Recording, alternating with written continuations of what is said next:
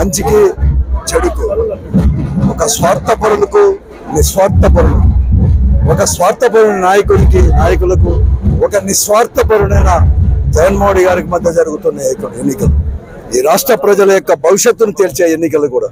మరొకమారు ఈ రాష్ట్రం సంక్షోభం వైపు కాకుండా సంక్షేమం వైపు మరొక 5 సంవత్సరాలు కూడా నడవాలంటే, అలాగే ఈ రాష్ట్ర అభివృద్ధి కూడా కావాలంటే, ఈ రాష్ట్ర ప్రజల యొక్క అభ్యున్నతి కావాలంటే మరొకమారు ముఖ్యమంత్రి జగన్మోహన్ రెడ్డి కావాల్సిన అవసరం కూడా ఉంది అని చెప్పేసి ఈరోజు ఇన్ని రకాలు కూడా ప్రచారం కూడా చేశాం.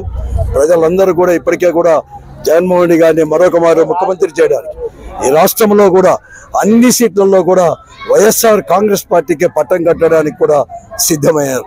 అవి తెలిసే ఈరోజు ఈ రాష్ట్రంలో అనేకమైన కుట్రలు కూడా జరుగుతున్నాయి.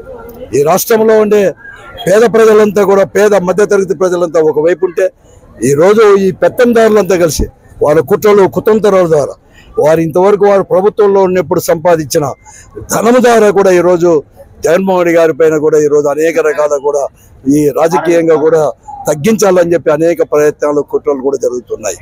అందుకోసం ఇవన్నీ కూడా తిప్పి కొట్టాలని చెప్పి ఈ రాష్ట్రము మరొక మారు కూడా సంక్షేమం వైపు నడిపించేదే కాకుండా అన్ని పథకాలు కూడా మేము అమలు పరుస్తాం.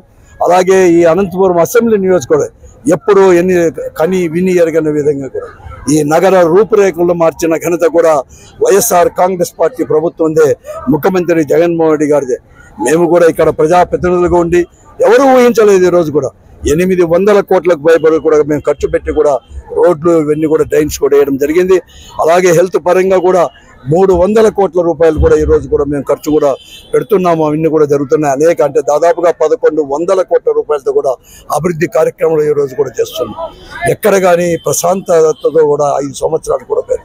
కానీ ఈరోజు తెలుగుదేశం పార్టీ అభ్యర్థి, తెలుగుదేశం పార్టీ వారు నాయకులే ఈరోజు బహిరంగంగా కూడా చెప్తున్నారు, ఈరోజు తెలుగుదేశం పార్టీ టికెట్ అమ్ముకున్నారని చెప్పేసి, అలాగే తెలుగుదేశం పార్టీ టికెట్ ఇక్కడ నెరగానికి ఇచ్చారని చెప్పేసి, ఆయన చుట్టూ కూడా నెరగాళ్ళే ఉన్నారని చెప్పేసి కూడా ఈరోజు బహిరంగంగా, ఇది నా మాటలు కాదు, మా పార్టీ కాదు, తెలుగుదేశం పార్టీ వారు బహిరంగంగా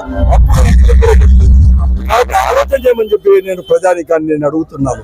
ఈరోజు ప్రశాంత కావాలన్నా, లేకుంటే నేరగాళ్ళు కావాలన్నా, ప్రశాంతాన్ని కోరే వాళ్ళు కావాలన్నా, ఇలాంటి నేరగాళ్ళు, నేర చరిత్ర ఉండేవాళ్ళు మరొక మారు ఇదాన్ని అంతా కూడా చేసే ఈ జిల్లా కేంద్రాన్ని బస్టు పట్టించేవారు కావాలని చెప్పి నిర్ణయించుకునే సమయం కూడా ఆసన్నమైందని చెప్పేసి కూడా మనం చేస్తున్నాము.